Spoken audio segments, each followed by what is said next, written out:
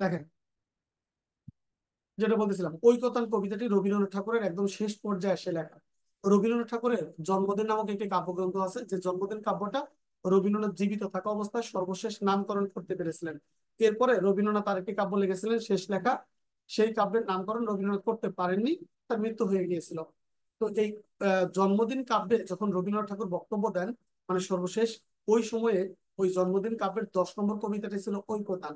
এই ঐকতান কবিতায় এসে রবীন্দ্রনাথ তার নিজের জীবনের কিছু অপূর্ণতার কথা স্বীকার করেন এবং জীবনের কিছু আক্ষেপের কথা বলেন।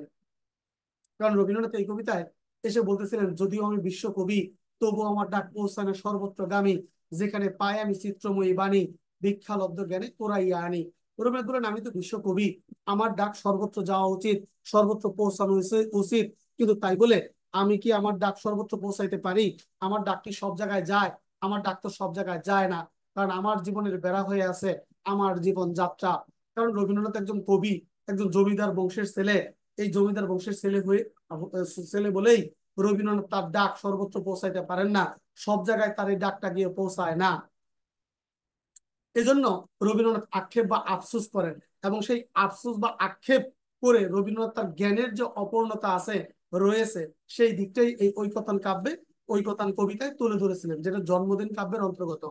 তো বিশ্বকবি রবীন্দ্রনাথ ঠাকুর এই উপলব্ধিটা করলেন একদম শেষ সময় এসে, যে সময় রবীন্দ্রনাথ মৃত্যুর দ্বার প্রান্তে দাঁড়িয়ে আছেন, অর্থাৎ 1941 সালে এই ঘটনাটা ঘটে। তার কিছুদিন পরেই রবীন্দ্রনাথ ঠাকুর মৃত্যুবরণ করেন। দেখেন, প্রত্যেকটা মানুষের একটা সময় মানে উপলব্ধির ভিন্নতা আসে, তার চিন্তা ভাবনার পরিবর্তন আসে। রবীন্দ্রনাথের সেটাই হয়েছিল, যদিও তার বয়স একদম ধার প্রান্তে দাঁড়িয়ে একদম শেষ দিকে এসে। তারপরেও রবীন্দ্রনাথ ঠাকুর কবি হিসেবে অনন্য। রবীন্দ্রনাথ ঠাকুর যে কবিতাগুলো লিখতেন, এই কবিতাগুলোতে যেমন বাস্তবতা থাকতো, তেমন থাকতো কল্পনার মিশ্রণ। কল্পনা এবং বাস্তবতা দুইটাকে তিনি মিশাতে পারতেন। আবার রবীন্দ্রনাথ একজন প্রকৃতি প্রেমিকও বলা চলে, কারণ তার কবিতায় প্রচুর প্রকৃতির মানে আবহাওয়া পাওয়া যায়, প্রকৃতির আভাস পাওয়া যায়। এটার সঙ্গে মিলেমিশে তিনি কবিতাটি রচনা করেছিলেন ঐকতান। তাহলে এই কবিগুরু তার সুদীর্ঘ জীবন ধরে প্রেম এবং রোমান্টিকতা, প্রকৃতি ও আধ্যাত্ম চেতনা মধ্যে বসে থেকে তিনি যখন রচনা করেছেন, তার সঙ্গে দুঃখাহত জীবনের কোনো যোগ ছিল না। কারণ আমরা জানি রবীন্দ্রনাথ একজন প্রেমিক, রবীন্দ্রনাথ একজন আধ্যাত্মিক।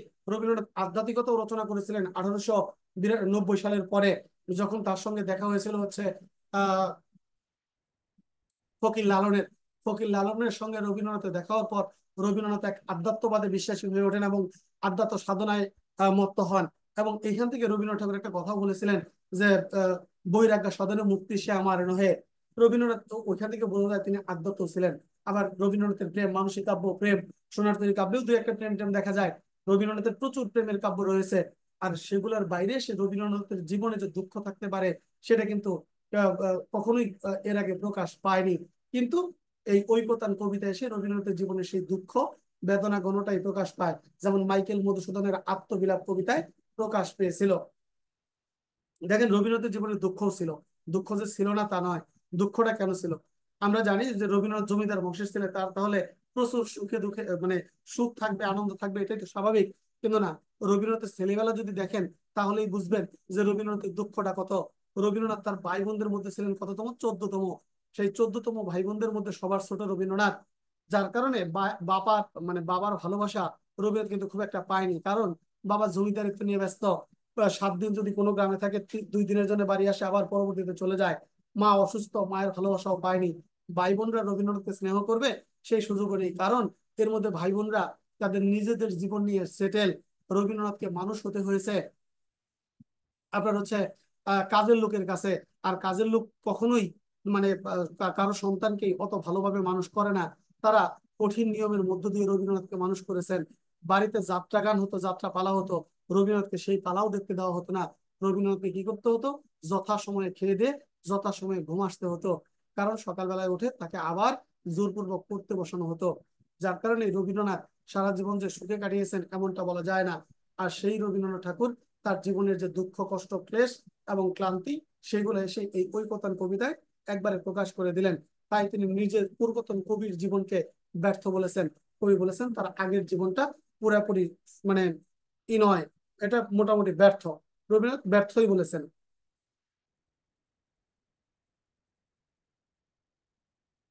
দেখেন এই কবিতার আড়ালের কথা, মানে রবীন্দ্রনাথ ঠাকুর কবিতার আড়ালে কি বললেন।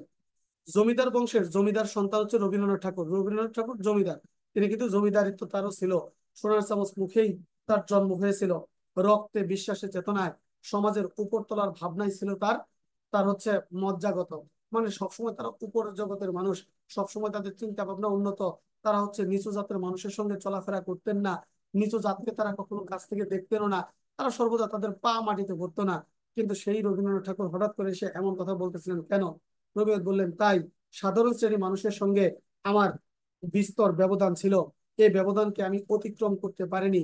উপয়ন্তু জীবনভর অসীমের সাধনা, তারপর হচ্ছে অধরাকে ধরার রোমান্টিক বাসনাকে পরিচালিত করেছে ভিন্ন অর্থে। তাই এই শ্রেণীর কাজে রবীন্দ্রনাথের মিলন খুব একটা সম্ভব হয়নি। একটা মিনিট। মানে রবীন্দ্রনাথ ঠাকুর এই ঐকতান গল্পে, মানে ঐকতান কবিতায় বলতেছেন যে আমি আসলে সাধারণ মানুষের সঙ্গে চলার সুযোগ পাইনি। কেন সুযোগ পাইনি? কারণ আমি কখনো ওই পাড়া দিয়ে যাইনি।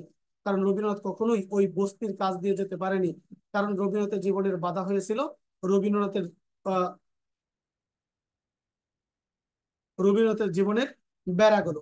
রবীন্দ্রনাথের জীবনের এই বেড়াটা ছিল। বেড়াটা কি ছিল? রবীন্দ্রনাথ জমিদার বংশের ছেলে, তাই সাধারণ মানুষের সঙ্গে তিনি চলতে পারতেন না। এটাই হচ্ছে রবীন্দ্রনাথের জীবনের বেড়া। রবীন্দ্রনাথ ঠাকুর বললেন যে এই পৃথিবীকে অনেক কিছুই রবীন্দ্রনাথের অজানা এবং অদেখা রয়ে গেছে। কেবল ছোট্ট একটি কোণ, রবীন্দ্রনাথ ঠাকুরের মন কেবল রয়েছিল পৃথিবীর একটি ছোট্ট কোণে। জ্ঞানের দৃঢ়তার কারণেই নানান দেশের বিচিত্র অভিজ্ঞতা এবং বিভিন্ন গ্রন্থের যে চিত্রময় বর্ণনার বাণী, এইটা রবীন্দ্রনাথ ঠাকুর ভিক্ষালব্ধ জ্ঞানে কুড়াইয়া আনার চেষ্টা করেছেন। যেখানে ছবি দিয়ে কোনো জিনিসের বিবরণ আছে, সেই জিনিসটা রবীন্দ্রনাথ ঠাকুর গ্রহণ করতে চেয়েছেন। তাই রবীন্দ্রনাথ বললেন, তবু বিপুলায় পৃথিবীর সর্বত্র তিনি প্রবেশের দ্বার খুঁজে পাননি। তিনি পৃথিবীর সব জায়গায় প্রবেশ করতে পাননি, সব জায়গায় তার প্রবেশের দরজা উন্মুক্ত ছিল না। চাষি ক্ষেত্রে হাল চাষে, মানে চাষি ক্ষেত্রে হাল চাষ করে, তাঁতি বুনে তাঁত, জেলে জাল ফেলে, এসব শ্রমজীবী মানুষের উপর ভর করেই জীবন সংসার এগিয়ে চলে। মনে রাখবেন, জীবন সংসার কখনো একজনের কর্মের দ্বারা চলে না। জীবন সংসার নানান জনের কর্মের দ্বারা চলে। উদাহরণস্বরূপ, একজন জেলে, সে যদি নদীতে জাল ফেলে মাছ না ধরে, তাহলে সেই মাছ বাজারে বিক্রি হবে না। সেই মাছ যদি বাজারে না আনে, তাহলে একজন চাষি মাছ কিনতে পারবে না, একজন তাঁতি মাছ কিনতে পারবে না। দেখেন, প্রত্যেক পেশাজীবী মানুষের উপর নির্ভরশীল। একজন চাষি তার ধান বিক্রি করে মাছ কিনে, একজন তাঁতি তার কাপড় বিক্রি করে মাছ কিনে, আর একজন জেলে মাছ বিক্রি করে ওই চাল কিনে, মাছ বিক্রি করে সে আবার কাপড় কিনে।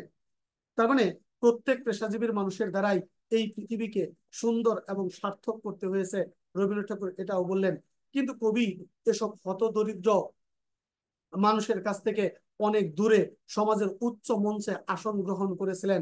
কারণ তিনি বিশ্বকবি, কারণ তিনি নোবেল পুরস্কার জয়ী কবি, কারণ তিনি জমিদার বংশের সন্তান। তাই তিনি উচ্চ আসনে প্রতিষ্ঠান করেছিলেন। সেখানকার সংকীর্ণ জানালা দিয়ে জীবন ও জগৎকে কবি প্রত্যক্ষ করেছেন। তা ছিল খণ্ডিত তথা অপূর্ণ। এইটা খণ্ডিত ছিল, এটা অপূর্ণ ছিল। ক্ষুদ্র জীবনের সঙ্গে বৃহত্তর মানব জীবন ধারার ঐকতান সৃষ্টি করতে পারেনি রবীন্দ্রনাথ ঠাকুর।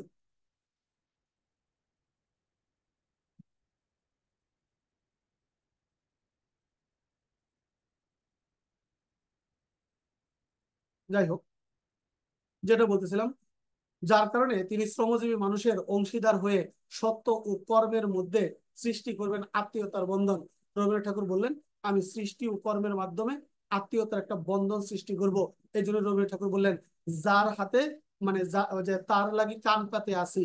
কৃষক, কৃষক হচ্ছে জমি চাষাবাদ করে, সেই কৃষকের জন্য রবীন্দ্রনাথ ঠাকুর অপেক্ষা করতেছেন।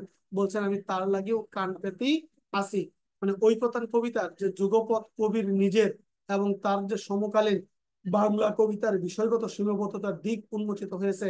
কবিতাটি মূলত রবীন্দ্রনাথ ঠাকুরের সেই দিকটাই প্রকাশ পেয়েছে।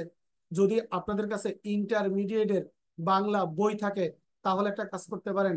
ইন্টারমিডিয়েটের বাংলা বই থাকলে সেই ইন্টারমিডিয়েটের বাংলা বইয়ে এই ঐকতান কবিতাটি আছে। সেই ঐকতান কবিতাটি ওই বইতে যে মূল ভাবটা দেওয়া আছে, সেই মূল ভাবটা আগে পড়বেন। যদি বই না থাকে, তাহলে আমি আপনাদের মেসেঞ্জার গ্রুপে ওই কবিতার মূল ভাবটা দিয়ে দিলাম। ওই কবিতার মূল ভাবটা আপনাদের মেসেঞ্জার গ্রুপে দিয়ে দিয়েছি, কারণ এটা আমার কাছে আগে থেকেই লেখা ছিল। কারণ আমার ইন্টারমিডিয়েট যেহেতু আমার কলেজে পড়াতে হয়, সেই মূল ভাবটা আপনাদেরকে দিয়ে দিলাম। এই মূল ভাবটা যদি এখান থেকে পড়তে পারেন, তাহলে আপনি আহ পরীক্ষায় আশা করি ঐকতান কবিতার মূল ভাব আসলে ভালো আনসার করতে পারবেন।